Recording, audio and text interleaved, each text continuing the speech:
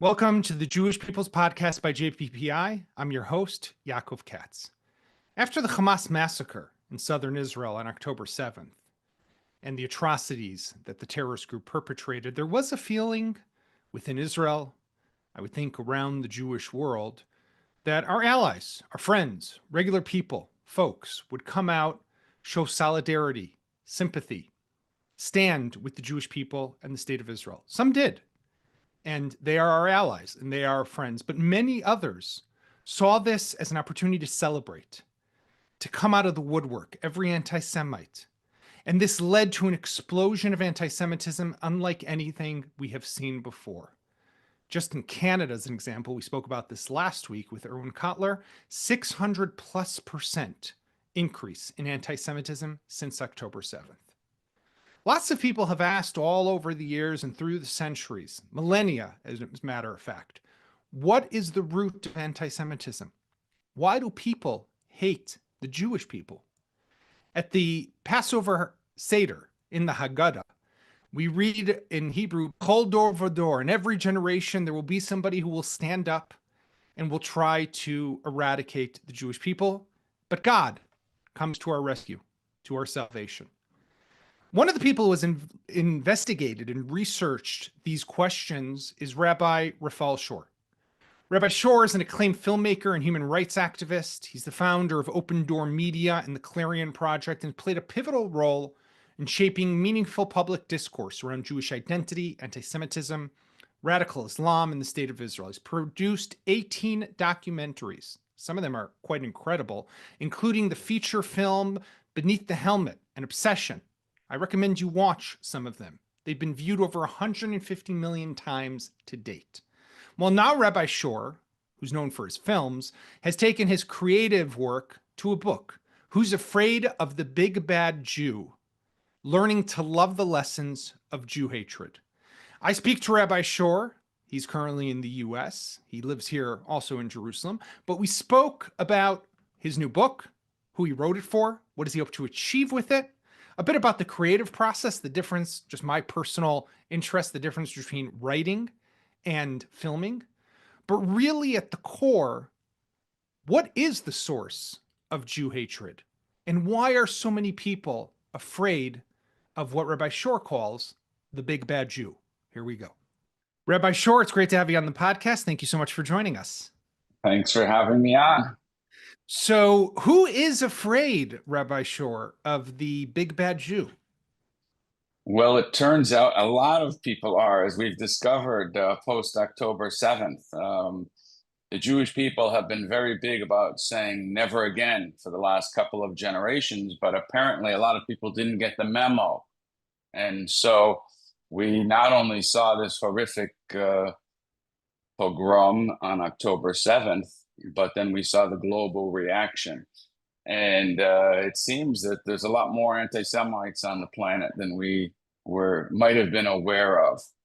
But this is a historical problem, and this is every generation there has been anti-Semitism. And I think the angle that I put together in my book, Who's Afraid of the Big Bad Jew, is that it is more fear than hate.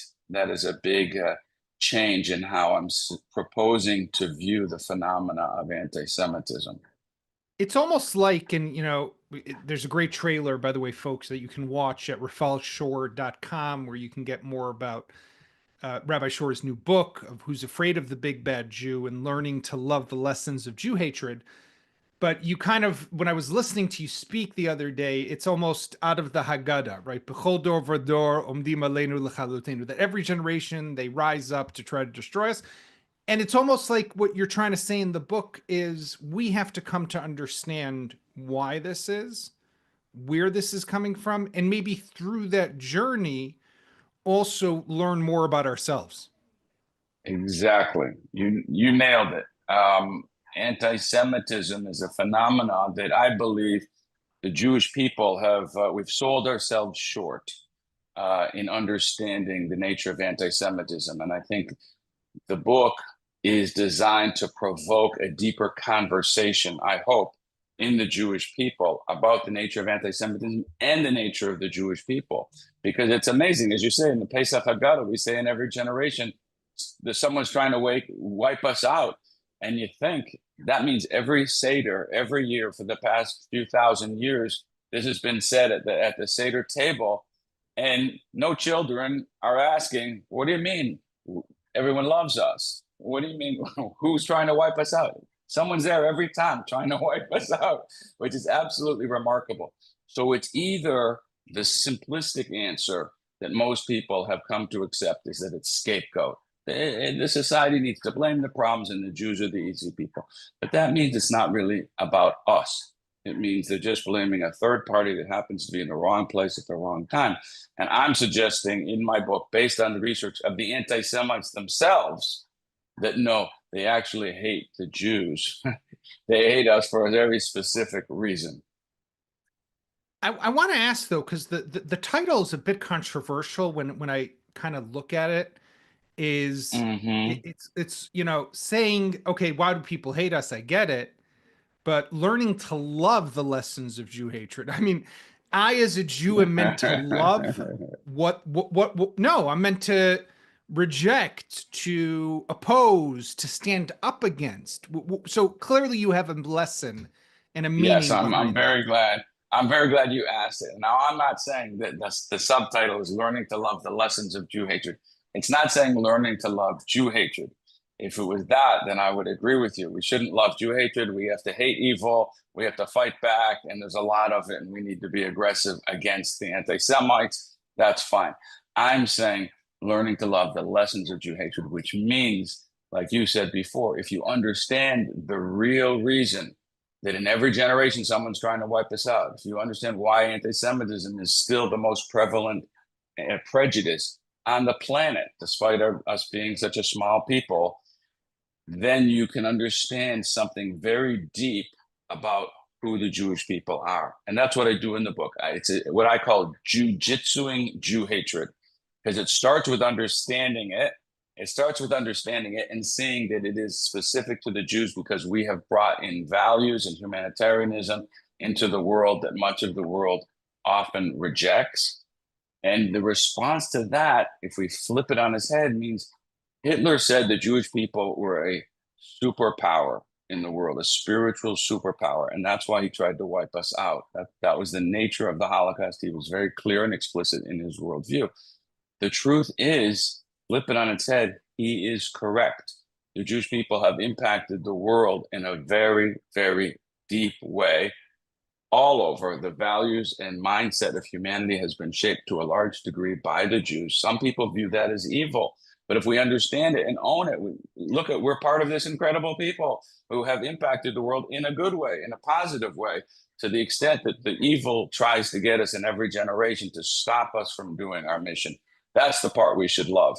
The lessons of Jew hatred, the deep meaning of anti-Semitism is something that we should embrace ourselves for. It's what makes us unique almost as a people, right? That's the Exactly. story of why we are the Jewish people and Exactly. why Exactly. we are different. But I'm curious because obviously October 7th, was a shock to the system for a lot of Jews, no matter where we were around the world.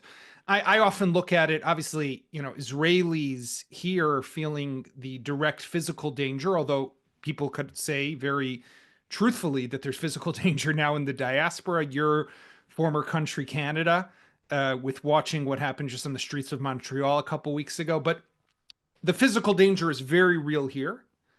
But the existential danger for Jews is very real around the world and connects. They created a sense of connectivity because all Jews, no matter where they were, felt this sense of vulnerability, of being exposed. And what's amazing about October 7th, on the other hand, so that's like one, maybe a positive element to it, but the other crazy part is that here are the Jews attacked in the most vicious way since the Holocaust, most Jews killed on a single day since the Holocaust. But instead of the world, and of course there are exceptions, and politically there's the political Mm-hmm. level, but when you look at kind of the wider public, instead of the world saying this is atrocious, we have to stand with the Jewish people, every anti-Semite sees this as the opportunity to have a hate field day. I mean, this is like, let's go out and celebrate. I mean, How is it that this is where we are? And drawing on the book you've just written, and folks, as a reminder, it came out now just on October 7th, and the 1 year anniversary to the massacre of 2023. How do you understand that? Well, I have an entire chapter in the book dealing with it, and the truth is that I started to write this book 3.5 years ago, or 3 years before October 7th, one could even say. So it was remarkable because it came at the right time, as it turns out, because everybody's asking this question, and there's every Jew we had in our minds that we had moved past this. Humanity had moved past this. We also had in our mind that maybe the Palestinian-Israeli conflict is really just about land and it's localized. And through October 7th, we found out, no, this is a war against the Jews. This Right. is once again a war against the Jewish people, and it's global. And it was a shock to our system because we were so convinced that we had moved on. I would suggest that it's a Jewish proclivity to naivete that we arrived in such a headspace. However, the bottom line is that everybody's asking this question, and that's what I'm trying to answer. That's the purpose of the book, is to answer this question. And the answer is that we have to appreciate that even when we forget our unique mission, somehow the anti-Semites are telling us in every generation, you're Jewish, you're different, you're supposed to be doing something different. And so they're calling us out in every generation. We can't assimilate even as a people. Individuals can, but as a people, we got established as an eternal nation. And anti-Semitism, unfortunately, is a historical vehicle that brings awareness and unity to the Jewish people when we're forgetting who we are.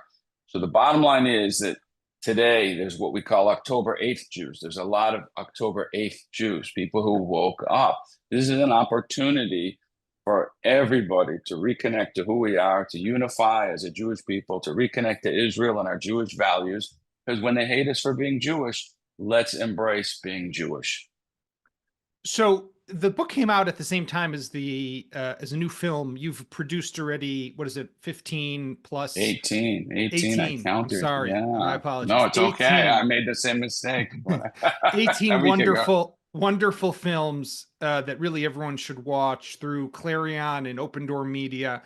But you came out at the same time. The book coincided with the premiere of Tragic Awakening, which is a movie that you've also created that tells the story about the roots of anti-Semitism, but through an interesting lens. Right, one of the main characters in the movie is an Israeli Arab woman who basically is there to kind of tell her story, and through that anti-Semitism. So explain to us how the two coincide, and what is an Israeli Arab woman doing in a film about anti-Semitism? A Syrian.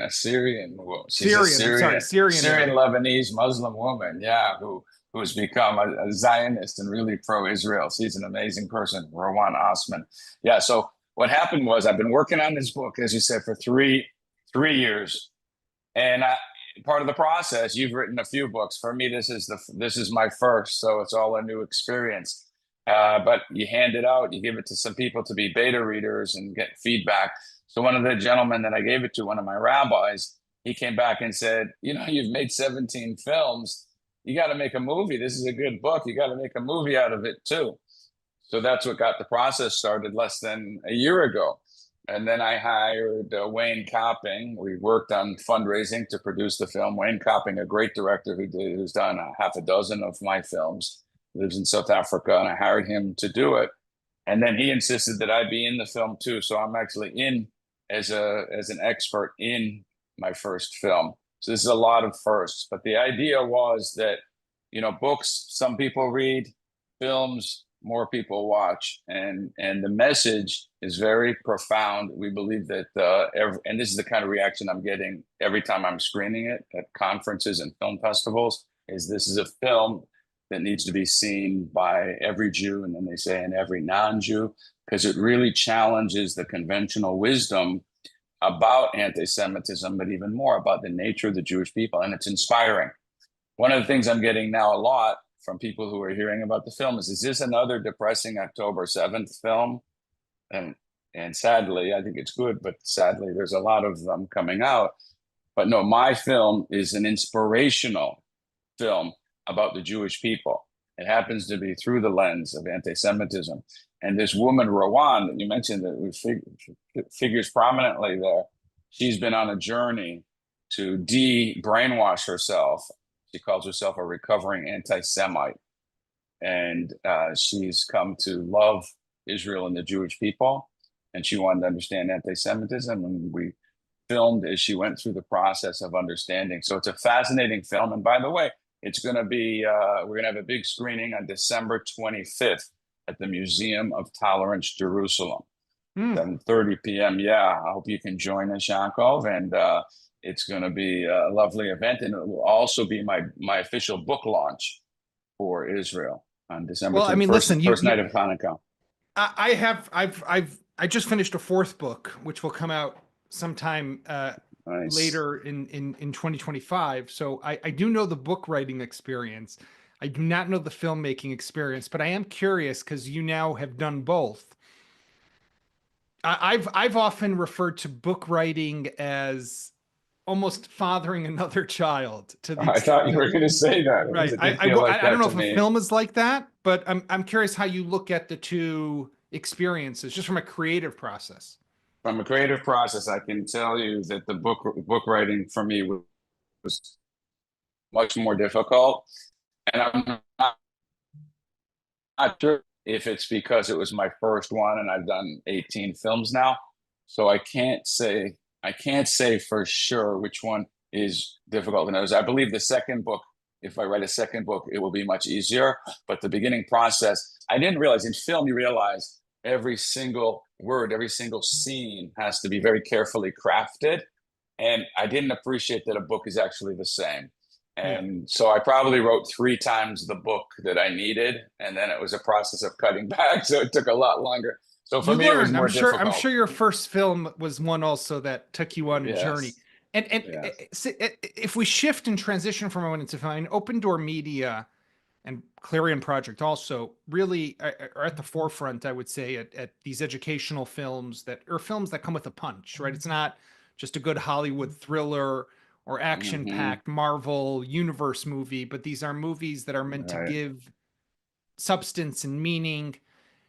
And I really like what you guys have done. We were talking before, Noam Weissman, who's been leading this part of Open Door Media with these really edgy kind of films, educational films, very relevant current events. I did one about Syrian nuclear reactor that was destroyed by Israel back in 2007 was the topic of one of my books, but really like stuff that's meant to just teach an important topic. I'm curious as you look at the post October, or let's even start before October 7th, and now after October 7th, when it comes to storytelling, trying to get to young people, all right, and impact their way of thinking about, like you said, we all thought this conflict was about land. It's got nothing to do with land, right? I just said that to someone the other day. It's literally, I think we've all come to realize that now. And I wasn't there, by the way, 15, 16, 18 months ago. I might have said something different. Interesting. So I do think that we're all in a process, but I'm curious from the storytelling perspective, how has that changed for you? That's a great question. And yeah, as you say, Open Door Media, we're the leading media company on Jewish Israel education. And on social media, we're under Unpacked or YouTube and podcasts and everything. It's called Unpacked. And since October 7th, the viewership has close to doubled. We now have 330,000 subscribers on our YouTube channel. We're doing like 2.5 million hours of education this year. So from an organizational point of view, we're producing tons of material, 70 or 80 10-minute videos every year on interesting topics like you just mentioned, anything Jewish Israel related. So it's a lot of fun, and viewership has definitely increased as interest has increased. At the same time, the Jewish people in Israel, I say, are being clobbered in the Hasbara space, in the world of communications. If we look at how much of our message is getting heard by young people versus the other way, we're getting clobbered. You know, the social media and the amount of resources being put into it, it's not a balanced playing field at all. So while we feel good that we continue to grow our impact, and we hope that there's more like us that will do the similar work. At the same time, if you're a young person on campus, it's difficult to untangle the issues and come to the kind of clear conclusions that you just said that you arrived at. So to the extent that somebody wants to get it, we're there for them. And we hope that more and more people will. The way it's changed our communications a little bit after October 7th, we're very nuanced, we're very balanced, we're trying to show both sides and be empathetic to the suffering on both sides. I think we've become a slightly more direct. I think people are open more. And that's also something that I'm doing in my film and the book. It's a little more direct. People can hear a more direct message. What is the reason? What is the answer? What is going on? And we're trying to provide clear answers. I think we have to be more direct. We have to be more realistic also in expectations, right? I think that the reality that we now face is one that sadly is going to require of Israel, at least, to have to continue to fight, to have to continue to keep security paramount, but to have to take action in ways that it didn't have to. It had a containment policy before, and this will impact the way the country is going to be, the way the people will be, and the way we will be perceived around the world globally. But we have to communicate that, I think, and I think direct is probably the best way. I'm curious, Rabbi Shore, the audience for the book. Who do you want to read this book? Well, I hope some people still read. Has that been your experience so far? I hope so. My main target market, first of all, is Jewish people. I do hope that non-Jews will pick it up, and I think they can gain a lot from it, from understanding who the Jewish people are. But my main audience is Jewish people, and in specific, young Jewish people. Why? Because I believe that there's so many pressures, and I talk about it in the book. There are so many pressures today to not be Jewish, to not stand up for Israel. If you are a college student today, you are being told very clearly, sometimes explicitly, more often just social pressures, not so subtle, that if you want to stand up for Israel, then you are out of the liberal club. And if you want to stand for the liberal issues and you want to be pro LGBTQ and for women's issues and for Black Lives Matter, then drop your Israel at the door if you want to go in that door. That's a very difficult pressure for young Jews to face, because progressive liberalism is what most young people want in America. The result is a direct line. These pressures are a direct line. If a Jewish person does not have a strong moral self-confidence and education, it's a straight line to assimilation, to giving up his Judaism, his being Jewish, and his connection to Israel. That's my main purpose here. I believe that if we understand the depth of anti-Semitism, the meaning of anti-Semitism, we can see, oh, this is a double standard. This is anti-Semitism. It's not simple critique of Israel. So it's a whole different phenomena, A. And B, they hate us because we actually have something very special as a Jewish people that we represent. And C, therefore, the best response is to respond by embracing being Jewish. That is a very critical message, I believe, for this generation, for young people. However, I also want Jewish establishment to get this, because, as I say, I think the Jewish world, we have been misleading. We have accepted a very superficial understanding of anti-Semitism, and we've accepted our conventional wisdom is very superficial. The Jewish people need to develop inner armor. That's what I'm saying. Inner armor to protect themselves against the outside influences so they can stand up as proud Jews. Ladies and gentlemen, you'll want to pick up a copy of his new book, Who's Afraid of the Big Bad Jew? Learning to Love the Lessons of Jew Hatred, by Rabbi Shore. You'll also want to watch the new movie that goes with it, Tragic Awakening. So there's a lot to do, lots of great content. And of course, keep looking at Open Door Media and Unpacked. I've had the opportunity to be with them on a couple of their films, and really cutting edge, amazing stuff. So Rabbi Shore, thank you very much. And to Thank you. all our viewers and listeners, thanks for joining us. You can find us as always on Mondays and Thursdays where podcasts can be found on YouTube and of course on the Times of Israel website. We'll